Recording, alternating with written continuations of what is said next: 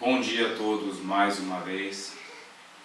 Possa o Espírito de verdade continuar nos orientando, nos intuindo em mais este nosso estudo acerca da Boa Nova, acerca da verdade intrínseca a todo o universo, a todos nós que nele estamos inseridos. Nosso último estudo nós paramos no capítulo 6, item 3 e 4, e agora adentraremos ao item 5, capítulo 6, nós adentramos no capítulo O Cristo Consolador. E hoje nós iremos ler uma mensagem do Espírito da Verdade, recebida em Paris em 1860. Nós estamos aqui agora no subtítulo Instruções dos Espíritos, o Advento do Espírito da Verdade. Eu vou ler então esta mensagem e vou durante a mensagem fazendo alguns comentários, ok?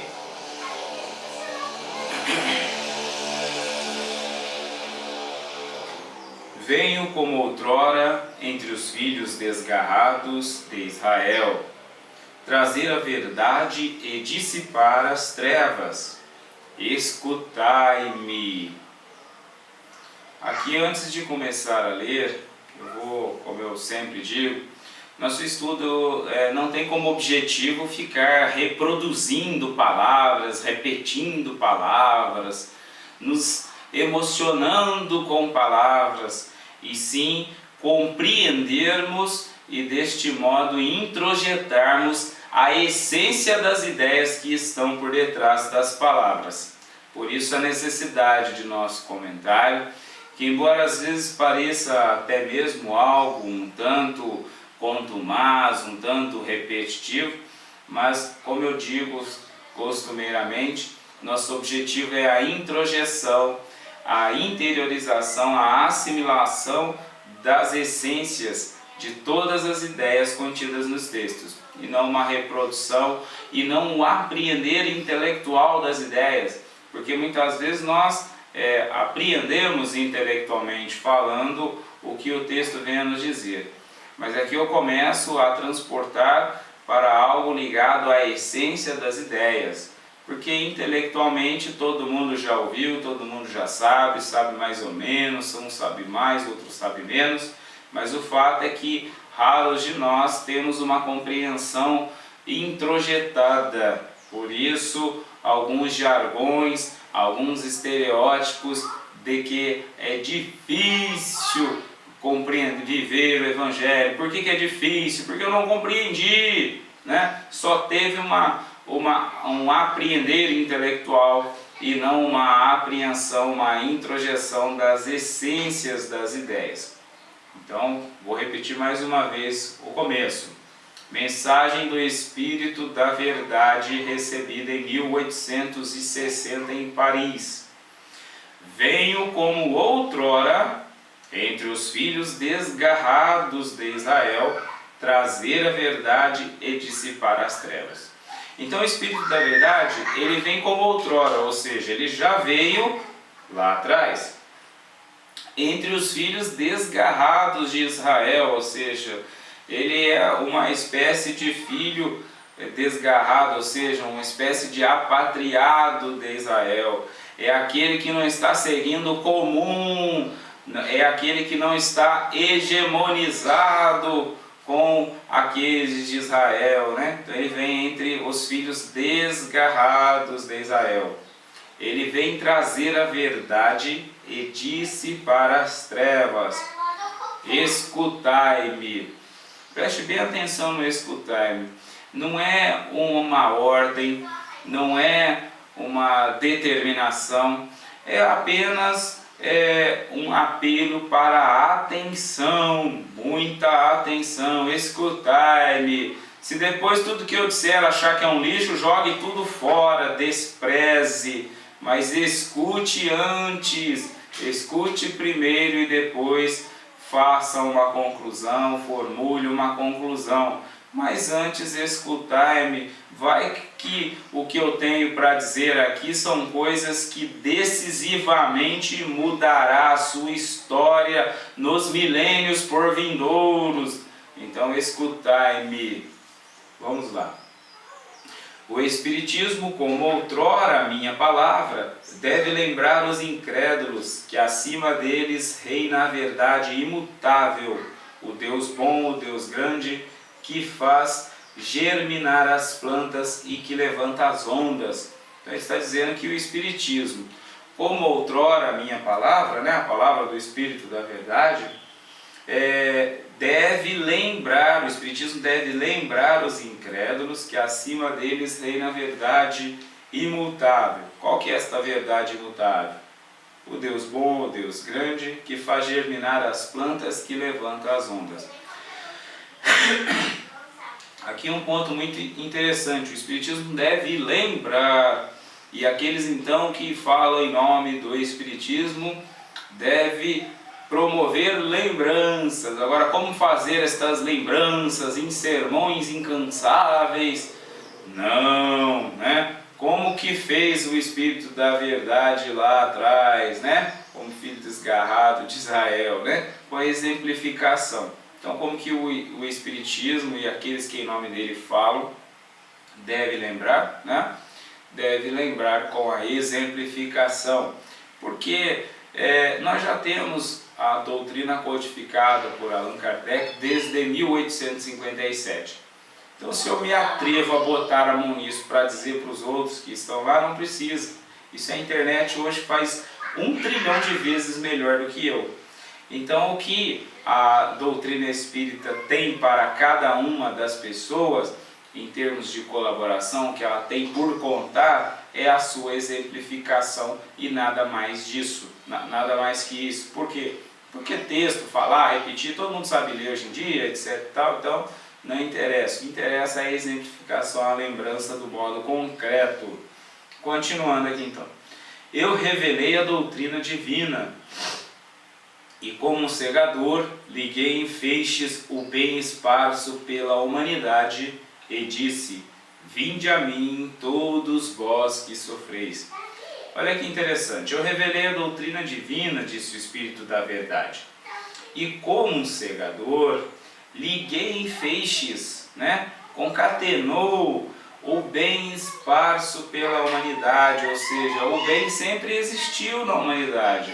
O que ele fez foi concatenar, elencar estes feixes esparsos, né, de bem que estava pela humanidade e exemplificou em suas ações este bem, né? E disse: vinde a mim todos vós que sofreis. Mas os homens, agora outro parágrafo. Mas os homens ingratos se desviaram da estrada larga e reta que conduz ao reino de meu Pai, perdendo-se nas ásperas veredas da impiedade. Meu Pai não quer aniquilar a raça humana. Aqui uma coisa, um ponto muito interessante, né? Vou ler aqui, eu já comento. Ele quer que, ajudando-vos uns aos outros, mortos e vivos, ou seja, mortos segundo a carne, porque a morte não existe, sejais socorridos, e que não mais a voz dos profetas e dos apóstolos, mas a voz dos que se foram, faça-se ouvir para vos gritar: crede e orai, porque a morte é a ressurreição, e a vida é a prova escolhida, durante a qual vossas virtudes cultivadas devem crescer e desenvolver-se como cedro. Eu acabei lendo muito correndo, mas vamos retornar aqui, né? Então o que diz aqui, né? Mas os homens ingratos se desviaram da estrada larga e reta que conduz ao reino de meu Pai, perdendo-se nas ásperas veredas da impiedade. Meu Pai não quer aniquilar a raça humana. Aqui talvez nós poderíamos supor assim, né? Um Deus bastante antropomórfico ainda, né? O Deus que aniquila, que não quer, né? Embora que ele fala que não quer aniquilar, dando uma contrapartida aos que tomam, né? Aos que acham que o Pai quer aniquilar a raça humana. O que Jesus está dizendo aqui é que dentro das leis, ou melhor, o Espírito da Verdade está dizendo aqui, é que dentre as leis, a raça humana não tem como ser aniquilada, né? Não é desejo do Pai que a raça seja aniquilada, ou seja, dentro dos mecanismos evolutivos dos quais todos nós estamos inseridos, nós fazemos de tal modo que a raça humana sempre evolui. Observemos, por exemplo, por mais que nós tivemos doenças, guerras, etc., a população é cada vez mais crescente em todas as épocas da humanidade. Ou seja, as leis do Pai determinam que a humanidade evolua sempre. Então, não haverá extinção da humanidade. Na verdade, numa visão incomum, mas não menos factual, o que seria a guerra, em outras palavras? Seria a garantia de sobrevivência daqueles que entendem que tem que ser feito por daquele meio, daquela forma. Mas observe que ainda assim existe por detrás o interesse de sobrevivência, o interesse de cuidar da própria existência, né? Então é um instinto humano querer desenvolver-se, querer perpetuar-se. Então meu Pai não quer aniquilar a raça humana. Só que muito mais do que isso, né? O Pai quer que esta raça se expanda, ajudando-vos uns aos outros. E aqui eu vou fazer uma pequena observação, né? Ajudando-vos uns aos outros. Vamos esquecer tudo que nós ouvimos ao longo da história de definição de ajuda. De ajudar a velhinha a atravessar a rua, de dar a roupa velha rasgada para o outro, de dar o pão com mortadela. Vamos esquecer isso como ajuda. Ajudando-vos uns aos outros. O que está dizendo aqui é que o Pai quer que nós ajudemos uns aos outros, mas aqui ajudando no sentido mais amplo, ou talvez no sentido pleno do termo, ou seja, na verdade, o que nós vamos observar é que todos nós ajudamos uns aos outros sempre, pois somos seres gregários. Cada um de nós, né, eu já falei isso em vários outros estudos, eu só estou aqui agora gravando, né, só estou aqui agora transmitindo ao vivo este estudo, porque incontáveis pessoas colaboraram e continuam colaborando, me ajudando para que eu aqui esteja. Muitos estão cuidando do sistema de energia elétrica que alimenta os equipamentos que fazem este momento aqui acontecer, né? Muitos se empenharam, estão trabalhando, realizando algo neste momento para que eu possa aqui estar. Muitos estão fazendo a segurança para que o local que eu aqui estou não seja invadido, né? Nós temos os agentes policiais trabalhando 24 horas por dia, temos o sistema de energia elétrica, o sistema de água, enfim, e muita gente está me ajudando para que eu aqui possa estar. O que acontece é que às vezes eu não tenho uma leitura muito direta, eu não tenho uma leitura muito precisa do que seria essa ajuda. Mas o fato é que muitos estão ajudando, inclusive muitos inconscientemente. Mas o que o texto está dizendo é que o Pai quer que ajudemos uns aos outros, ou seja, quanto mais consciência nós tivermos de que o que nós estamos fazendo, nosso trabalho, nosso ofício, né? Eu falei da energia, mas isso vai começar dentro de casa, né? Se a família não der apoio, não der suporte, os filhos, enfim, nós não conseguimos fazer este estudo, né? Então muitos estão ajudando e o texto nos chama a atenção para esta definição ampla de ajuda, né? Ou seja, para que eu estivesse aqui saudável, bem, né? A equipe de saúde está pronta para auxiliar, a equipe de saúde mental, né, inclusive, muitos colaboraram para que a minha saúde biopsicossocial.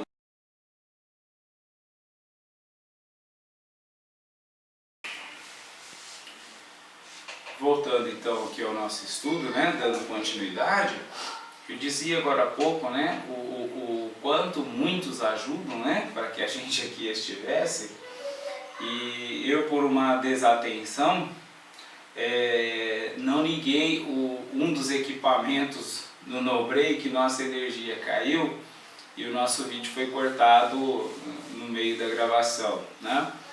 Como eu falava, né, é exatamente o resguardar, né, de profissionais da energia elétrica que me ajudavam aqui neste estudo, né, que eu disse que eu próprio estaria aqui dando um exemplo, né, eu próprio ajudando no compartilhar deste estudo, uma vez que quando eu estudo e compartilho, eu ajudo outros a estudarem, né?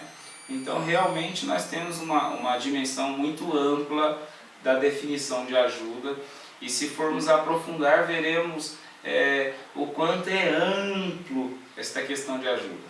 Por que eu estou sistematicamente chamando a atenção para a definição de ajuda? Porque, como eu disse aqui no início, né, nós ainda estamos perdidos nas ásperas veredas da impiedade, né? Ainda estamos achando que a ajuda é roupa velha usada, né? Não que não seja, é também. O problema é que nós nos limitamos a definir como ajuda isso, né? Obviamente estou falando de roupa velha usada, mas algumas coisas similares, né? Ajudar a velhinha a atravessar a rua, enfim, essas coisas isoladas. E a grande oportunidade de ajuda é no dia a dia. A grande oportunidade de ajuda é no presente, é em todos os instantes, é agora, né? Como eu posso ajudar agora? Eu aqui que disse que estou compartilhando este estudo para ajudar que outros estudem.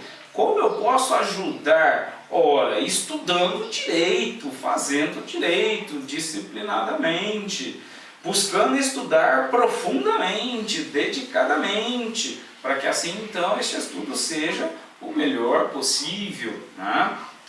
Embora eu aqui estou transmitindo o estudo agora, né?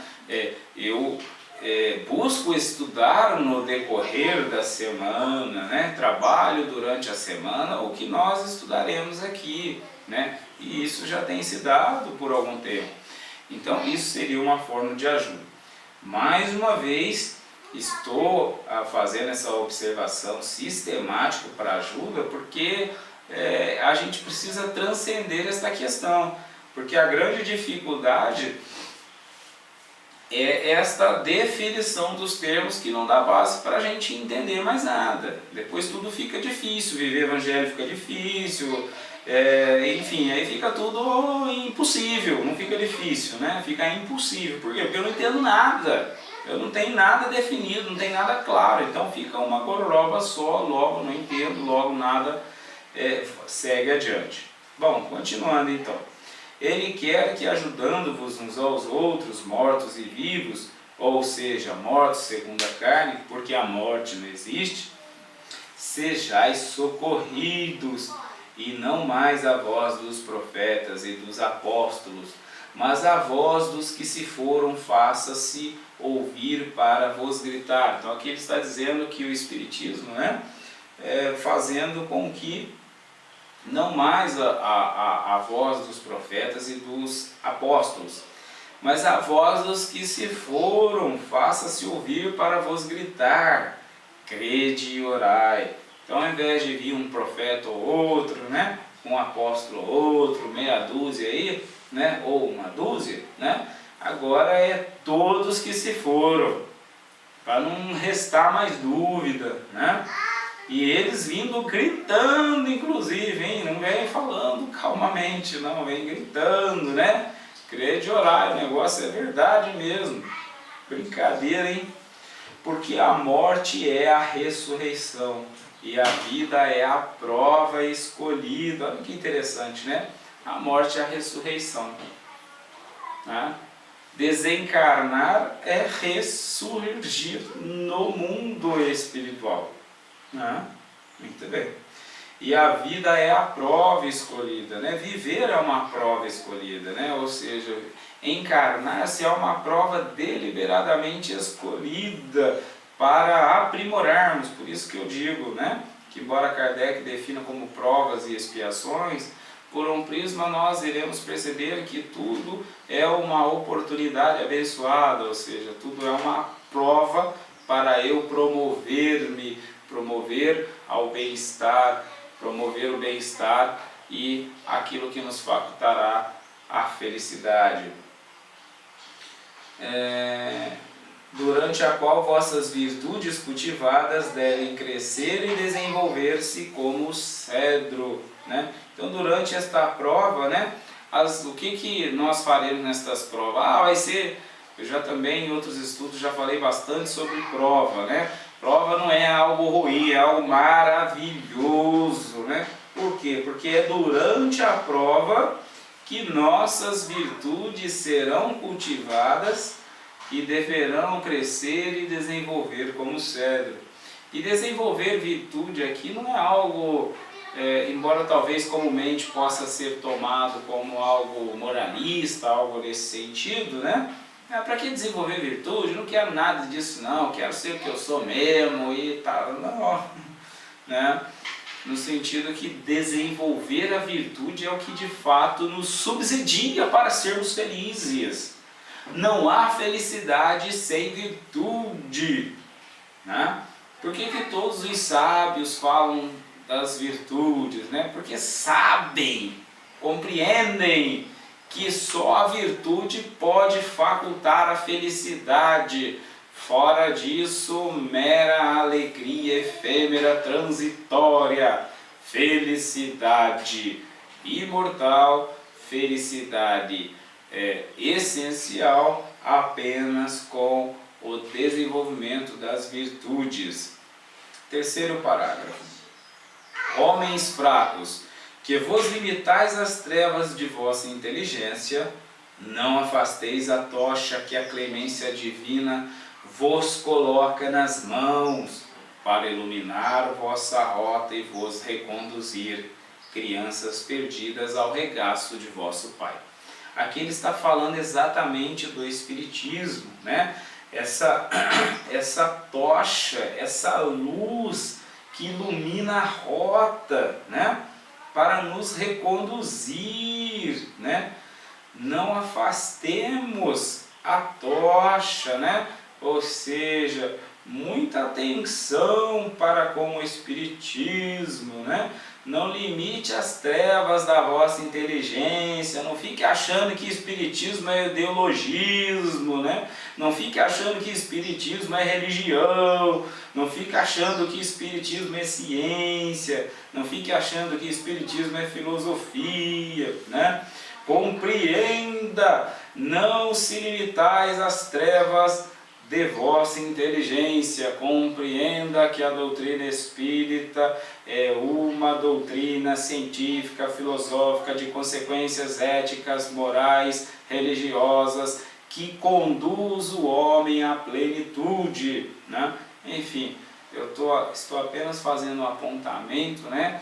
Colocando mais uma vez em análise a nossa própria definição de espiritismo, para que assim nós não limitemos, né, a nossa inteligência, né? Continuando então.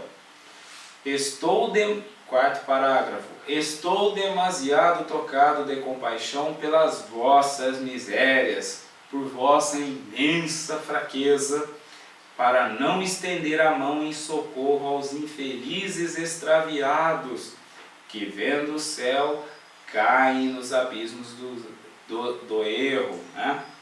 Porque ele está demasiadamente tocado de compaixão pelas nossas misérias. Como diz costumeiramente meu amigo Flávio, né? Nós estamos debaixo, muitos de nós que conhecemos a doutrina, que temos contato com o Espiritismo, estamos debaixo de uma cachoeira e estamos morrendo de sede, né? Porque é isso que tem acontecido. O maior cego é o que não quer ver ou que não consegue ver aquilo que está diante dos próprios olhos. Então é isso que deixa ele tocado, demasiadamente tocado de compaixão, porque aquele que não viu está tudo certo. Agora aquele que vê, aí fica algo mais crítico, né? Crede, amai, meditai todas as coisas que vos são reveladas. Meditai em todas as coisas que vos são reveladas. Não mistureis o joio ao bom grão, as utopias com as verdades. Se eu pudesse grifar aqui, era a utopia com a verdade, né? Porque joio com grão todo mundo já fala, todo mundo já sabe, todo mundo já conhece, mas todo mundo não entende também, né? Quando a gente começa a falar, olha, vamos começar, esquece um pouco aquilo que já está no modo automático e vamos começar a raciocinar agora. O que é uma utopia e o que é uma verdade, né? Utopia é aquilo que nós idealizamos, é aquilo que nós gostaríamos que fosse, mas que de fato não é. Agora, verdade é aquilo que é. Então, crede, amai. Lembrando que o crede aqui, também já falei em outros estudos, né? Não tem nada a ver com crendice, né? Crede no sentido que você precisa de uma convicção para seguir, né? Obviamente, o pressuposto para o desenvolvimento da aprendizagem é a dúvida, né? Mas aquilo que, até a dúvida do que é fato, a gente precisa analisar, ou seja, eu preciso ter dúvida até compreender aquilo como fato. Depois que é fato, não dá para continuar tendo dúvida, né? Então, crede no sentido de compreenda, né? Já que, do mesmo jeito que você, que a crença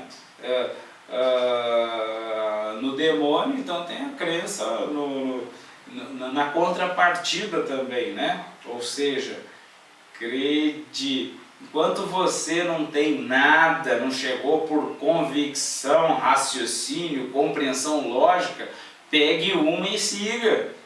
E vai testando, vai colocando, vai avaliando, né? Mas precisa de uma diretriz. Crede, amai, meditai em todas as coisas que vos são reveladas. Meditai em tudo que é revelado. Não descarte nada, analise tudo, como eu disse lá no início, né? A mensagem diz lá no início. Escutai-me, dê ouvido pelo menos, analise, né? Não mistureis o joio ao bom trigo, as utopias com as verdades. Então, não misturemos aquilo que nós gostaríamos que fosse com aquilo que de fato é. Não misturemos, tenhamos em mente que nós até gostaríamos que algumas coisas fossem, mas que não são. Então, não são. Não misturemos com as que são. Tenhamos este discernimento para dissociar estas coisas. Espíritas, amai-vos, eis o primeiro ensinamento. Instruí-vos, eis o segundo. Aqui eu vou fazer uma pequena observação, como diz meu amigo José Raul Teixeira, né? Espírita, amai-vos, não tenha dúvida, porque o amor é Deus. E instruí-vos. Por mais que aprendemos coisas, por mais que memorizemos coisas, é necessário introjetarmos estas coisas. É necessário apreendermos, é necessário que compreendamos estas coisas, para que deste modo, naturalmente, vivenciemos estas coisas. Então, não que amar é mais importante do que instruir. Amar e instruir são coisas simultâneas. Só é possível amar quando eu empatizo, e eu só empatizo quando eu conheço, e conhecer é instruir-se para adentrar, né? Amai-vos e instruí-vos. Embora aqui ele coloque o segundo, né? Como se um tivesse mais importância do que o outro, é que na verdade nós vamos perceber que sem um não acontece o outro. Tem que ter o primeiro para ter o segundo. Não que um fosse mais importante, faça isso é mais importante, aquilo é menos, o segundo, o terceiro, não. É porque um depende do outro. Sem um, o outro não acontece. Amor e saber são duas coisas indissociáveis. Ok? Todas as verdades se encontram no cristianismo. Aqui eu quero chamar a atenção por essa afirmativa do Espírito da Verdade. Quando ele diz que todas as verdades se encontram no cristianismo, alguém desavisado, que não estuda, poderia dizer assim, tá ali um ideologismo ali, né? Tá ali uma controvérsia do Espiritismo, né? E quem não é cristão não encontra a verdade, né? Então, percebe bem que a mensagem diz o seguinte: todas as verdades se encontram no cristianismo. Agora, como você está definindo o cristianismo? Você está definindo como um conjunto de ideias arcaicas criadas a partir do século IV e registrado em cartório ou em alguns livros tidos como sagrados? Ou você está tomando como cristianismo uma essência crística postural? O que você toma como cristianismo? Porque se você estiver tomando uma essência crística postural como definição de cristianismo, isso é presente em todas as culturas, né?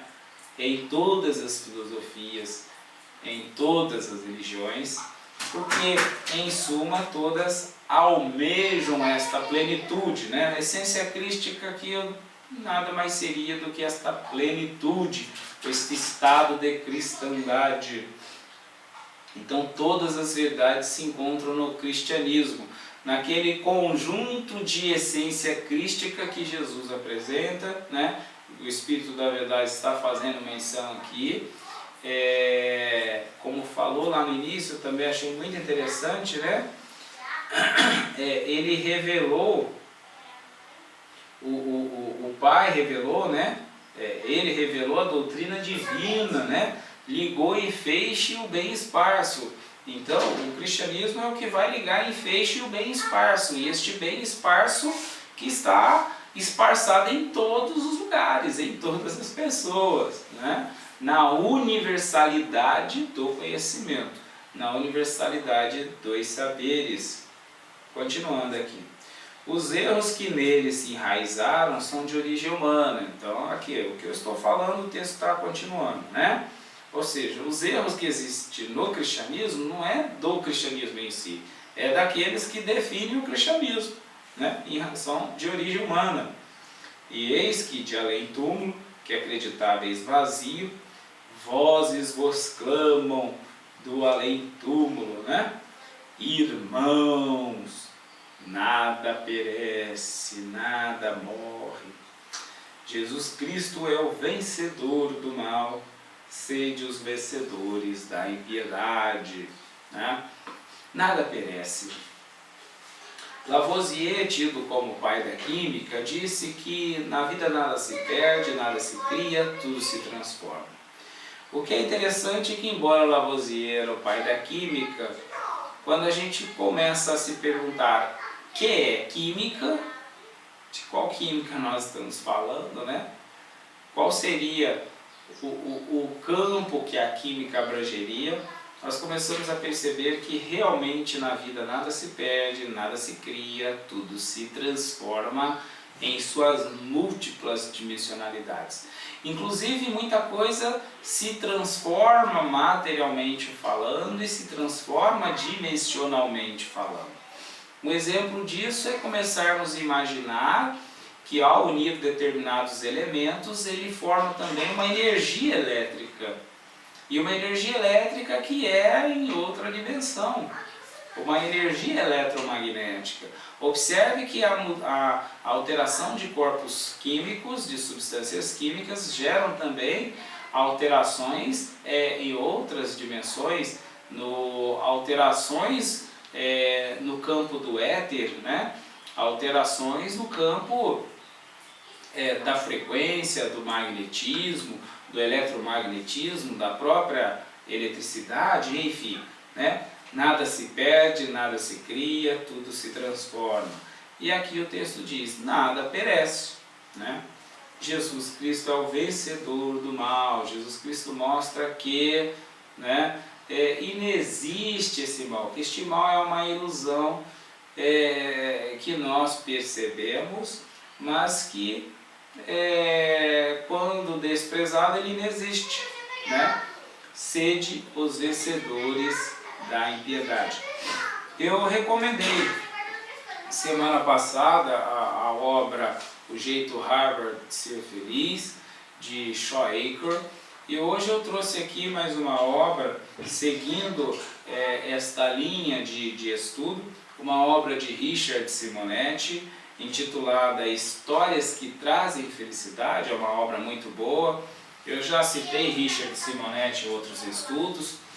Richard é um grandioso estudioso do Espiritismo, e o que me chamou muita atenção nesta obra é a linguagem que ele utiliza, porque ele começa a falar sobre histórias que trazem felicidade, conceitos que trazem a felicidade, baseados também no estudo da Boa Nova, no estudo do Evangelho.